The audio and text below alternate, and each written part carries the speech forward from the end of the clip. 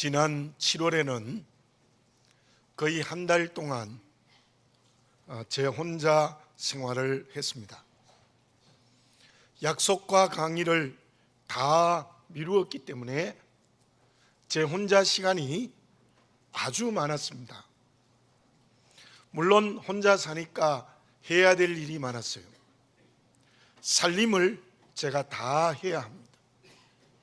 식사를 준비해야 되고, 청소도 해야 되고, 빨래도 해야 되고, 쓰레기 분리도 해야 되고, 음식 쓰레기도 분리해야 합니다. 제가 이번에 작심을 했습니다. 집사람이 미국 가 있는 동안 다른 사람과 식사를 하는 외에는 한 번도 외식을 하지 않았습니다. 다 제 손으로 식사 준비를 해서 식사를 했습니다. 살림을 해보니까 주부들이 할 일이 참 많구나, 그런 생각이 들기도 했습니다. 그러나 평소보다 제 혼자 있는 시간이 아주 많았습니다. 물론 기도와 말씀 묵상만 한 것은 아닙니다. 텔레비전도 보기도 했습니다. 그런데 그때 우리 교회가 묵상하던 말씀이 시편이었는데요, 저도 그 시편을 묵상하면서 그 많은 시간에 내가 무엇을 해야 될까 생각하다가 시편 1편부터 150편까지 자세히 정독하여 읽었습니다. 시편은 행복과 말씀과 거룩이라는 트라이앵글과 같이 한 몸을 이루는 것이 시편의 주제입니다.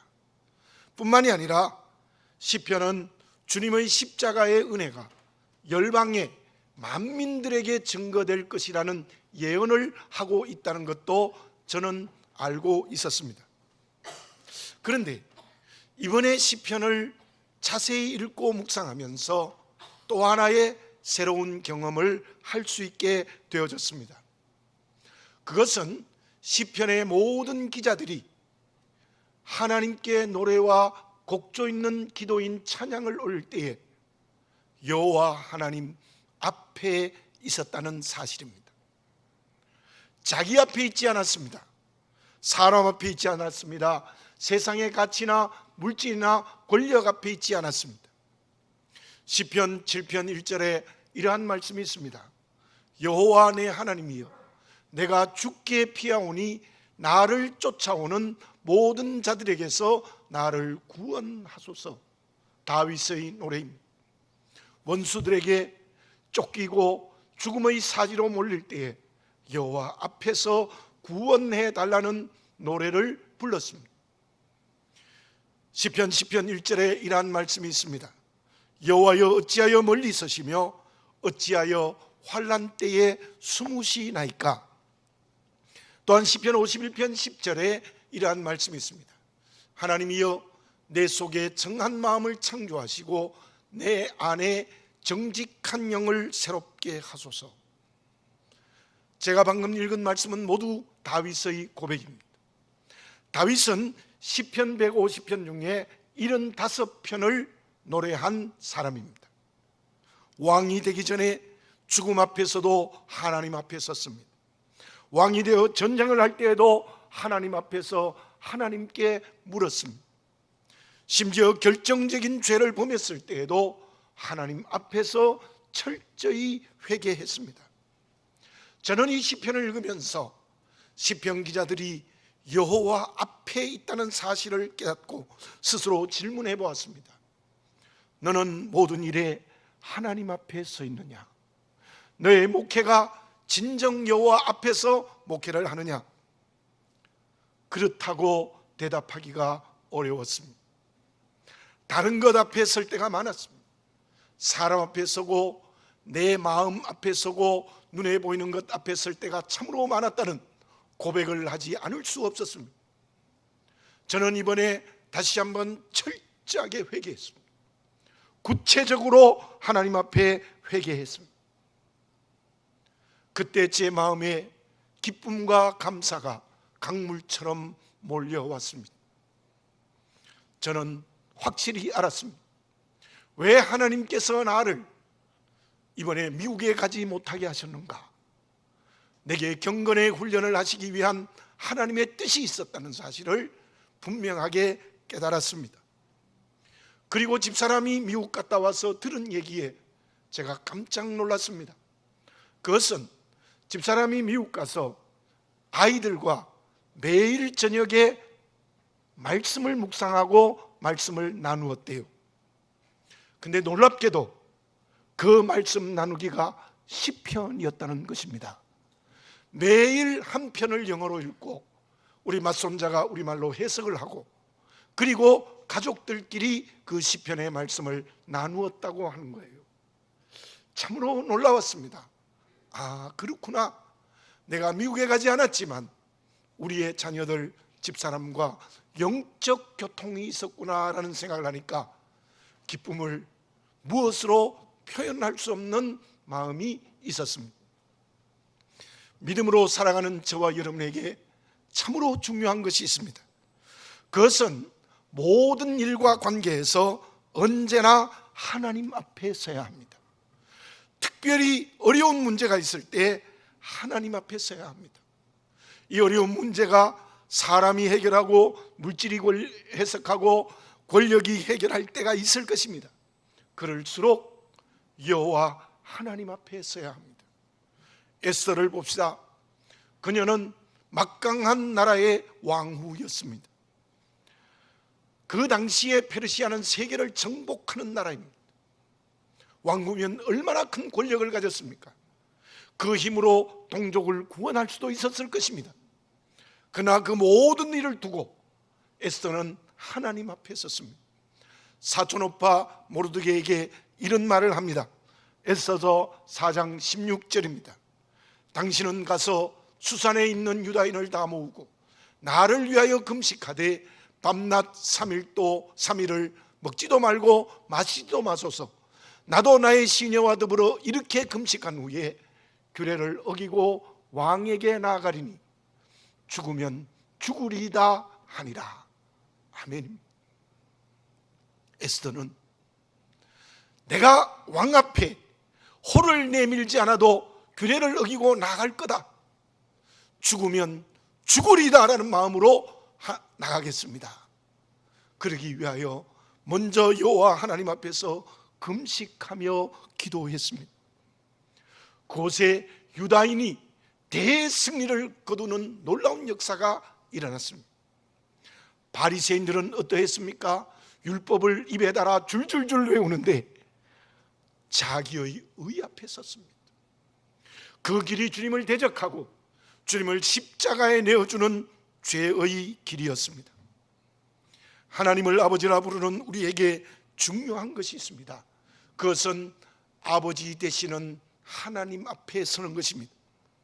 어떤 경우에도 다른 것 앞에 서지 않는 것입니다. 시편 95편 6절입니다. 우리 함께 읽어보겠습니다. 시작. 오라 우리가 굽혀 경배하며 우리를 지으신 여호와 앞에 무릎을 꿇자. 아멘. 하나님 앞에 무릎을 꿇는 것입니다. 우리 모두가 하나님 앞에 무릎을 꿇읍시다. 그것이 자녀의 길이요 진정한 믿음의 길입니다. 그러면 여호와 앞에 서는 사람은 어떤 사람입니까? 기도가 여호와 앞에 서는 경건이라면 여호와 앞에서 살아가는 것은 무엇이겠습니까? 야생에서 사는 동물 중에 서서 잠을 자는 동물이 있습니다. 말이나 기린, 물소나 영양들이 그러하대요. 그런데 놀라운 일이 있습니다. 그 말과 기린과 물소와 영양들을 동물원 안의 우리 속으로 들어오면 얼마의 시간이 지나지 않아 서서 잠을 자지 않습니다. 누워서 잠을 자거나 혹은 앉아서 잠을 잔대요. 그 이유가 무엇입니까? 야생에서는 사자나 호랑이의 먹잇감이 되지 않기 위해서 서서 잠을 잔대요. 사자나 호랑이의 소리가 들리기만 하여도 자다가도 숲속으로 불이 나게 도망을 치어서 생명을 유지한대요.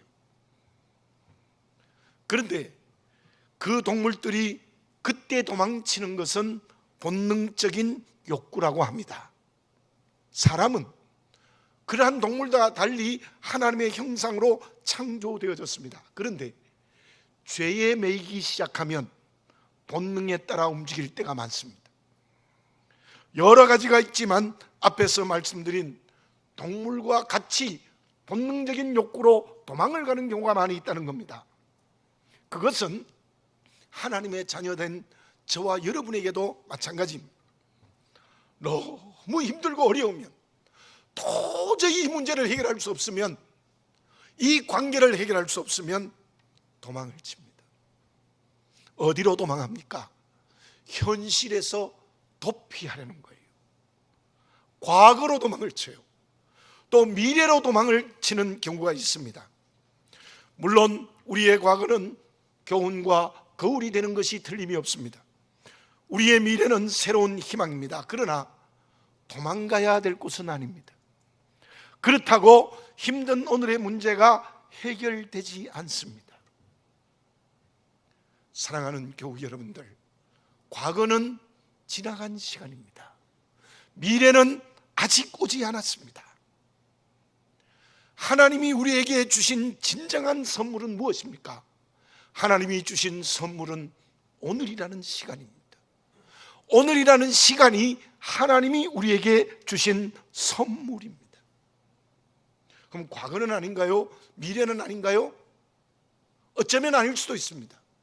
오늘이 하나님 주신 선물이 될 때 과거가 하나님 주신 선물이 됩니다. 오늘이 주신 하나님의 선물이 될 때 미래가 하나님이 주신 선물이 됩니다. 그 선물인 줄 모르면 과거도 아닙니다. 미래도 아닙니다. 여러분, 우리는 과거로 도망치면 안 됩니다. 미래로 도망을 쳐도 안 됩니다.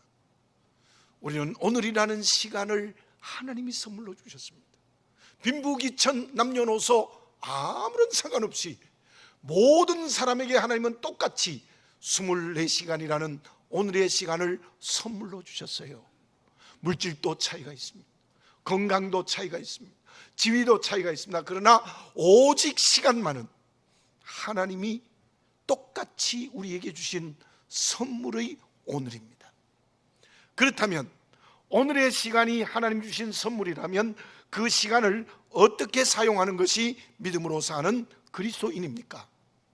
그곳에서 하나님 앞에 서는지 다른 곳에 서는지를 알 수 있습니다. 본문을 봅시다. 예수님께서 세례 요한에게 세례를 받으셨습니다. 주님이 죄가 없으신데 왜 세례를 받았을까요? 세례는 죄 씻음의 표인데 주님이 세례 받으신 이유는 그때 성부, 성자, 성령이 다 함께 요단강에 나타나신 것은 모든 사람의 죄를 자기의 것으로 삼으신 죄의 인수식입니다. 그 주님의 세례는 십자가에서 완성되어졌습니다. 그 세례를 받으신 후에 1절의 말씀처럼 성령에게 이끌리어 마귀에게 시험을 받으러 광야로 나가셨습니다. 40일을 금식 기도하신 후에 사단에게 3가지의 시험을 받으십니다. 여기에서 먼저 우리가 알아야 될 것이 있습니다. 예수님은 그때 오늘의 시간에서 도망하지 않으셨습니다. 예수님은 그때 과거로도 미래로도 가지 않으셨습니다. 지금이라는 오늘의 시간에 믿음으로 굳게 서셨습니다. 사단이 눈앞에 있었지만 그 앞에서 비굴해지지 않았습니다. 도리어 담대하셨습니다. 그렇게 하나님 앞에 담대하게 서신 것이 구체적으로 무엇입니까? 사단이 시험합니다. 3절을 읽어보겠습니다. 시험하는 자가 예수께 나와서 이르되 내가 만일 하나님의 아들이거든 명하여 이 돌들로 떡덩이가 되게 하라. 돌을 떡으로 만들어서 이 가난한 사람들에게 경제적 메시아가 되어서 그들을 한번 구원해 보라는 겁니다. 그리고 두 번째, 성전 꼭대기에서 뛰어내리라. 그때 사단은 시편의 말씀으로 미혹합니다. 본문의 말씀 6절을 읽어보겠습니다. 내가 만일 하나님의 아들이어든 뛰어내리라. 기록되었으되 그가 너를 위하여 그의 사자들을 명하시리니 그들이 손으로 너를 받들어 발이 돌에 부딪히지 않게 하리로다 하였느니라. 마귀가 참 교묘합니다. 시편의 말씀을 통하여서 예수님을 미혹하고 있는 것입니다. 내가 사뿐히 땅에 내려앉아서 대중들에게 인기를 받고 그래서 세상을 구원해 보라는 것입니다. 그것도 되지 않자 나에게 엎드려 경배하면 천하만국을 주겠다, 그것으로 세상을 구원해 보라고 시험했습니다. 그때 주님은 어떻게 그 사단을 이기셨습니까? 신명기 8장 3절을 인용한 4절, 신명기 6장 16절을 통한 7절, 그리고 사단아 물러가라 하시고 신명기 6장 13절을 인용한 10절입니다. 예수님께서는 이길 수 없을 것 같은 사단의 시험을 모두 말씀으로 이기셨습니다. 여기서 우리는 무엇을 볼 수 있습니까? 그때 주님은 지금이라는 시간을 하나님의 뜻대로 말씀하시고 생각하시고 행동하셨습니다. 그래서 주님은 겟세마네 동산의 기도도 하나님의 뜻대로의 기도였습니다. 오늘 본문의 말씀이 완성되는 십자가도 하나님의 뜻으로 받아들이셨습니다. 오늘이라는 시간에 예수님께서는 계속해서 하나님의 뜻대로 대처하셨습니다. 그것이 저와 여러분들을 죄와 죽음에서 구원해 주시는 은혜였습니다. 헨리 크라우드가 쓴 변화와 치유라는 책이 있습니다. 그는 그 책에서 이렇게 말합니다. 그리스도인에게 오늘이라는 시간에 두 가지가 있다. 그것은 좋은 시간과 나쁜 시간이다. 좋은 시간은 점점 더 좋은 시간으로 새로워진다.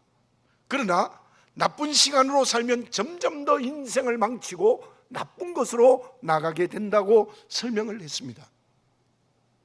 하나님 앞에 사는 그리스도인에게 필요한 것은 오늘의 시간이 하나님의 선물임이 믿어져야 됩니다. 하나님의 선물이만 어떻게 사용해야 됩니까? 그것은 주님처럼 오늘의 모든 시간이 좋은 시간이 되어야 합니다. 나쁜 시간이 되면 안 됩니다. 오늘의 시간이 좋은 시간이 되는 것이 무엇입니까? 그것은 주님처럼 오늘의 환경과 관계에 주어지는 시간이 무엇이든지 하나님의 뜻대로 말하며 하나님의 뜻대로 생각하며 하나님의 뜻대로 행동하는 것입니다. 자기의 뜻대로 말하고 행동하고 생각하는 것은 나쁜 시간입니다. 마태복음 25장에 달란트 비유가 있습니다. 5달란트와 2달란트를 받은 종들은 오늘의 시간을 좋은 시간으로 사용했습니다. 주인의 뜻대로 장사했습니다. 그래서 주인의 큰 칭찬을 받았습니다. 주인의 즐거움에 참여하는 복을 받습니다. 그러나 1달란트 받은 종은 자기 멋대로 주인을 평가했습니다. 그래서 자기 뜻대로 그 달란트를 땅속에 감추었습니다. 그 행위는 주인이 선물로 준 오늘의 시간을 땅속에 묻어버리는 나쁜 시간으로 사는 것이었습니다. 주인의 심한 책망을 받았습니다. 그 1달란트를 10달란트 가진 사람에게 주게 했습니다. 심지어 바깥 어두운 곳에 내어 쫓겨 슬피 울며 이를 갈게 되었습니다. 에베소 5장 15절과 16절을 우리 함께 읽어보겠습니다. 시작. 그런즉 너희가 어떻게 행할지를 자세히 주의하여 지혜 없는 자같이 하지 말고 오직 지혜 있는 자같이 하여 세월을 아끼라. 때가 악하니라. 아멘. 우리가 잘 아는 말씀입니다. 누가 시간을 아끼는 지혜로운 사람입니까? 그 사람은 오늘의 시간이 하나님의 선물인 줄 믿고 모든 시간을 하나님의 뜻대로 사용하는 사람입니다. 저와 여러분, 하나님의 자녀이면서 믿음이 있다 하면서 오늘의 시간을 내 뜻대로 사용하고 있지 않습니까? 그러면 오늘이라는 시간의 선물을 하나님의 뜻대로 사용하기 위해서 필요한 덕이 있습니다. 그 덕이 무엇입니까? 오래전입니다. 세종문화회관에서 사진전을 관람한 적이 있습니다. 저는 사진에 대해서 전혀 알지 못합니다.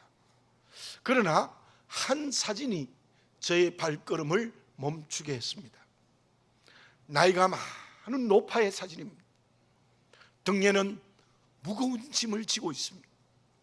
아래 위에 짧은 삼배 옷을 입었는데 단추가 다 끌러져서 살갗이 보입니다. 얼굴에는 온통 굵은 주름으로 가득했고 머리카락은 헝클어져서 흰머리가 날리고 있었습니다. 그런데 놀라운 것은 그 노파가 환하게 웃고 있었습니다. 제가 그 사진을 찾으려고 인터넷을 뒤져보니까 그 사진을 찾을 수가 없었습니다. 제가 기억하기로는 그 제목이 웃고 있는 노인이었습니다. 저는 그 사진을 본 지가 오래되어졌습니다. 그러나 아직도 그 모습이 잊혀지지 않습니다. 저 어르신이 얼마나 힘들었을까. 가장으로서 책임을 감당하기 위하여 농사짓고 짐을 지는 일이 고통스럽지 않았을까. 그런데 저렇게 웃고 있을까? 제 생각입니다. 저 웃음은 그런 고통 속에서도 인내의 열매가 아닐까라는 생각을 저 혼자 했습니다. 파블로 피카소가 이런 말을 했습니다. 80이 되어서야 아이처럼 그림을 그릴 수 있게 되었다. 피카소가 그렇게 말한 것은 80이 되어서야 비로소 자유롭게 그림을 그릴 수 있었다는 것은 바로 80년 동안 인내의 열매였다는 고백입니다. 본문에서 주님은 사단을 이기셨습니다. 그것은 그때 사단을 이긴 사건만이 아닙니다. 예수님의 3년의 모든 공생활에 주어진 시간에 사단을 이기셨습니다. 종교 지도자들의 끊임없는 박해와 대적을 겪으셨습니다. 가족들의 핍박도 받으셨습니다. 사랑하는 제자들의 배신을 경험하셨습니다. 무리들의 정죄함도 받으셨습니다. 빌라도의 사형 선고를 받았습니다. 그리고 결국은 십자가에서 6시간 정도 달리셨다가 죽으셨습니다. 그때 주님은 오늘이라는 시간을 하나님의 뜻대로 사용했습니다. 오늘 본문의 말씀에도 사단을 이기신 예수님이 어떻게 그 사단을 이기셨습니까? 그 예수님에게 하나님이 주시는 덕이 있었습니다. 히브리서 12장 2절을 봉독해 드리겠습니다. 믿음의 주요 또 온전케 하시는 이인 예수를 바라보자. 그는 그 앞에 있는 기쁨을 위하여 십자가를 참으사 부끄러움을 개의치 아니하시더니 하나님 보좌 우편에 앉으셨느니라. 예수님께서는 십자가까지 참으셨다는 것. 여러분, 십자가까지 참으셨다는 것이 무엇입니까? 6시간 달려 피를 흘리고 살을 찢겨 고통하면서 죽는 그 십자가까지 인내하셨습니다. 그리고 그 공생의 3년의 모든 과정은 오늘이라는 시간에 인내하셨습니다. 권력의 힘 앞에서 참으셨습니다. 무리들의 손가락질을 인내하셨습니다. 제자들의 배신, 특히 가룟 유다가 돈을 받고 판 것까지 참으셨습니다. 십자가까지 인내하셨다는 것은 모든 3년 동안의 오늘의 시간을 하나님의 선물인 줄 알고 인내하셨습니다. 그렇기 때문에 예수님이 하나님의 뜻대로 말씀하시고 생각하고 행동할 수 있으셨다는 것입니다. 그런데 인내에도 좋은 인내가 있고 나쁜 인내가 있습니다. 본문에서는 주님께서 사단의 시험을 참으셨습니다. 그 인내는 어디에서 온 것입니까? 1절을 제가 다시 한번 봉독해 드립니다. 그때에 예수께서 성령에게 이끌려 마귀에게 시험을 받으러 광야로 가사. 여러분들 꼭 기억하셔야 됩니다. 예수님이 어떻게 광야에 가서 40일 동안 금식 기도하고 사단에게 3가지 시험을 받았느냐? 그 이유는 성령에게 이끌리신 겁니다. 성령에게 이끌리신 것입니다. 무슨 말씀입니까? 예수님께서는 사단의 시험을 이긴 것은 성령의 능력으로 인내하셨다는 것입니다. 주님은 십자가를 지실 때까지 성령의 능력으로 인내하셨습니다. 그 성령의 능력으로 인내하는 것이 좋은 인내입니다. 그런데 제 나이 또래의 어머님을 한번 보세요.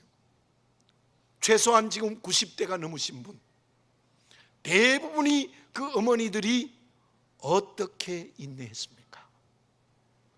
자식들 때문에 참습니다. 남편 때문에 인내합니다. 가난도 참습니다. 도저히 견딜 수 없는 일에도 인내하고 또 인내합니다. 그러면 평생을 참다가 가슴에 화병이 생겨요. 화병 생깁니다. 저도 경험했습니다마는 성령으로 인내하지 않으면요, 화병이 와요. 그 인내는 나쁜 인내입니다. 그리스도인이 가져야 될 인내가 아닙니다. 요셉이 얼마나 인내했습니까? 17살 소년일 때 은 20의 종으로 팔립니다. 억울하게 누명을 쓰고 감옥에 갇힙니다. 그때마다 요셉은 인내했습니다. 참았습니다. 하나님을 바라보는 믿음 때문에 참은 것입니다. 그것은 성령으로 인내한 것이죠. 그 인내의 결과가 어떻습니까? 형들을 깨끗이 용서했습니다. 왜냐하면 모든 과정이 하나님이 하신 것으로 믿었기 때문입니다. 요셉이 어떻게 오늘이라는 시간을 하나님의 뜻대로 사용했습니까? 그 이유는 모든 오늘의 시간의 어려운 환경과 관계에서 인내했기 때문입니다. 그 인내는 하나님이 주시는 인내, 성령이 주시는 인내입니다. 그러므로 요셉은 화병에 걸리지 않았습니다. 우울증에 시달리거나 상처를 받지 않았습니다. 그야말로 좋은 인내였습니다. 요나가 다시스로 도망간 이유가 무엇입니까? 오늘이라는 시간을 하나님의 뜻대로 사용하지 않았기 때문입니다. 그런데 더 큰 문제가 요나에게 있습니다. 하나님의 말씀을 듣고 회개했습니다. 사명으로 가서 너희들 회개하지 않으면 이 성이 무너진다는 말씀도 증거했습니다. 그런데 그 요나의 경고의 말을 듣고 요나성의 모든 사람들이 왕으로부터 동물에게까지 다 회개했습니다. 그래서 하나님이 용서했습니다. 그랬더니 하나님을 심판하지 않으신다고 하나님을 막 심하게 원망하는 거예요. 박넝쿨의 교훈으로 시원하게 했다가 마르게 하여 뜨거워질 때 요나는 어떤 말을 했습니까? 요나서 4장 8절과 9절입니다. 해가 뜰 때에 하나님이 뜨거운 동풍을 예비하셨고 해는 요나의 머리에 쪼임에 요나가 혼미하여 스스로 죽기를 구하여 이르되 사는 것보다 죽는 것이 내게 나으니이다 하니라. 하나님이 요나에게 이르시되 내가 이 박넝쿨로 말미암아 썩내는 것이 어찌 옳으냐 하시니 그가 대답하되 내가 성내어 죽기까지 할지라도 옳으니이다 하니라. 하나님 대드는 거예요. 이거 심판하지 않으시는 것은 내가 성내어서 죽기까지 할지라도 내가 옳습니다. 요나의 상처와 원망은 오늘이라는 시간을 내 뜻대로 사용하고 있기 때문입니다. 왜 그렇습니까? 좋은 인내를 하지 못했기 때문입니다. 물론 요나서는 마지막에 침묵으로 끝나요. 그래서 대부분의 학자들은 요나가 마지막에는 진짜 회개했을 것이다, 제가 이렇게 해석을 합니다마는 오늘 정직하게 우리 자신들을 한번 봅시다. 사랑하는 교우 여러분, 오늘의 시간은 하나님이 주신 선물입니다. 그러므로 내 뜻대로 사용하면 안 됩니다. 오직 전부를 하나님의 뜻대로 사용해야 됩니다. 하나님의 뜻대로 사용하기 위해서 어떻게 해야 됩니까? 성령이 주시는 인내를 감당해야 됩니다. 그 인내의 열매가 하나님의 뜻으로 나타나야 됩니다. 우리 모두 예수님 닮아 성령으로 인내하여 하나님의 뜻대로 성령의 열매를 맺는 그리스도인이 되어져야 될 줄로 믿습니다. 그러면 오늘의 시간을 하나님의 뜻대로 사용하면 어떤 결과가 주어집니까? 11절을 봉독해 드립니다. 이에 마귀는 예수를 떠나고 천사들이 나와서 수종드니라. 아멘. 마귀는 물러가고 천사들이 와서 수종들었다. 우리가 성령으로 인내하여 오늘의 시간을 하나님의 뜻대로 사용하면 하나님께서 파수꾼을 내 인생 위에 세우시고 하나님이 함께하여 주실 줄로 믿습니다. 그때 어떤 일이 이루어질까요? 우리의 과거의 시간이 생명으로 채워집니다. 과거를 생각해 보면 상처가 아니라 너무 아름답습니다. 우리의 믿음으로 내일에 대한 희망을 가져서 그곳에 열매로 나타납니다. 얼마나 큰 축복입니까? 아직도 과거가 생각하면 고통스럽습니까? 상처입니까? 후회가 되고 있습니까? 그 이유는 성령으로 인내하여 하나님의 뜻대로 살지 않았기 때문입니다. 왜 내일의 희망을 잃어버립니까? 왜 내일 열매가 없습니까? 오늘이라는 시간을 성령으로 인내하여 하나님의 뜻대로 살지 않았기 때문입니다. 오늘의 시간을 하나님의 뜻인 줄 확실히 믿고 하나님의 뜻대로 사용하는, 성령으로 인내하여 하나님의 뜻대로 사용하는 말을 하고 생각을 하고 행동하시기 바라겠습니다. 그때 우리의 과거와 미래가 다 아름다워집니다. 멋지게 됩니다. 하나님이 기뻐하시게 되는 겁니다. 오늘이라는 시간을 어떻게 사용하고 있습니까? 기도드리겠습니다. 거룩하신 아버지 하나님, 다시 한번 나를 정직하게 보게 하옵소서. 여호와 앞에서 살아가지 못하는 이유가 무엇입니까? 물질 앞에 서고 자기의 욕심 앞에 서고 세상 앞에 서고 권력 앞에 서는 이유가 무엇입니까? 저희들은 성령으로 인내하여 하나님이 선물로 준 오늘이라는 시간을 하나님의 뜻대로 사용하지 않기 때문인 줄 알게 하여 주시옵소서. 성령이여, 이 시간 우리의 마음을 변화시키고 우리의 인격을 변화시켜서 모든 오늘이라는 시간이 하나님의 선물임을 깨닫게 해 주시옵소서. 그 세월을 아끼게 하여 주시옵소서. 그것은 성령으로 모든 환경과 관계를 인내하여 하나님의 뜻대로 말하고 생각하고 행동하는 것인 줄로 믿습니다. 그리하여 파수꾼을 세워 나와 함께 하신 하나님의 은혜의 축복을 받고 과거와 미래가 참으로 희망차고 아름다워지는 놀라운 경험을 할 수 있도록 도와주시옵소서. 사랑하는 아버지 하나님, 오늘이라는 시간에 오직 하나님의 뜻대로 살 수 있는 용기를 허락하여 주시옵소서. 예수님의 이름으로 기도드립니다. 아멘.